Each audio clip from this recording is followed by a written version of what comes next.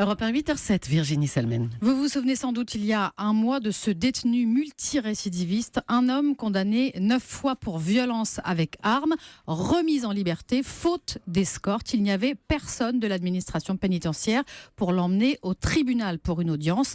Ce matin, on va essayer de comprendre et de chiffrer ce phénomène. C'est l'enquête d'Europe 1.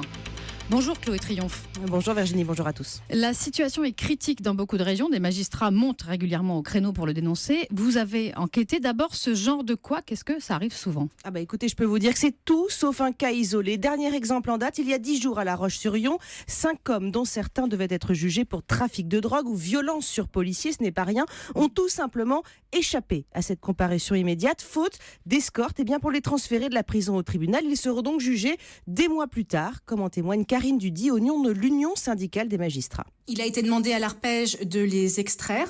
L'Arpège, par un message d'une banale simplicité, a indiqué que, compte tenu des effectifs disponibles, il n'était pas possible d'assurer la réquisition. Et le tribunal correctionnel n'a pas eu d'autre choix que de remettre en liberté ces 5 personnes. Alors ce refus, est-ce que c'est fréquent au sein de l'administration pénitentiaire ? Écoutez, jusqu'à une fois sur 2 dans certaines régions, faute de moyens humains. Et cette mission d'extraction judiciaire, avant, il faut savoir qu'elle était assurée par la police et la gendarmerie. Et du coup, aujourd'hui, ils n'ont plus l'intention de jouer les roues de secours, comme l'explique Jean-Claude Delage du syndicat Alliance. Il est radical. Et moi, j'exhorte les commissaires de police, les chefs de service, à faire comme nos collègues de la gendarmerie nationale, à dire non, compte tenu de la charge de travail sur les migrants, sur les attentats, sur la sécurité au quotidien des Français, compte tenu de cette charge de travail pour les policiers. Il est hors de question que nous récupérions ces missions qui sont pour nous, je le répète, des missions indues. Effectivement, donc s'ils disent non, j'imagine que pour les magistrats, c'est très compliqué au quotidien. Effectivement, figurez-vous, au tribunal de Laval, par exemple, au mois de juin, sur 19 demandes formulées auprès de l'administration pénitentiaire,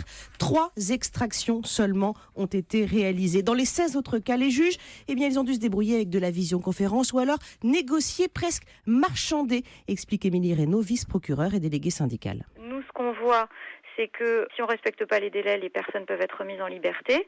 C'est aussi dans l'intérêt des victimes. J'ai aussi en tête un dossier avec de la pédopornographie et des agressions sexuelles sur mineurs, une personne déjà condamnée, et où s'il ne passait pas l'audience concrètement, il était dehors. Donc là, il a fallu qu'on explique pourquoi ce dossier était prioritaire, important et devait passer devant d'autres dossiers. Et les exemples se multiplient. Un refus sur 2 en Vendée, 9 remises en liberté depuis le mois de mai en Bretagne, Centre et Pays de la Loire. Et les magistrats n'ont qu'une peur, c'est qu'une personne remise en liberté commette un acte grave, signe que le problème est sensible. Un rapport d'inspection doit rendre son bilan et ses préconisations dans les semaines qui viennent. C'était l'enquête du 8h signée ce matin Chloé Triomphe. Voilà, c'est forcément un sujet qui fera réagir Jean-Jacques Urvoas, le garde des Sceaux, qui sera l'invité exceptionnel. Il est très rare, le garde des Sceaux dans les médias. C'est l'invité exceptionnel du grand rendez-vous Europe 1, les Échos iTélé. Rendez-vous donc dimanche à partir de 10h. Merci Virginie Salmen.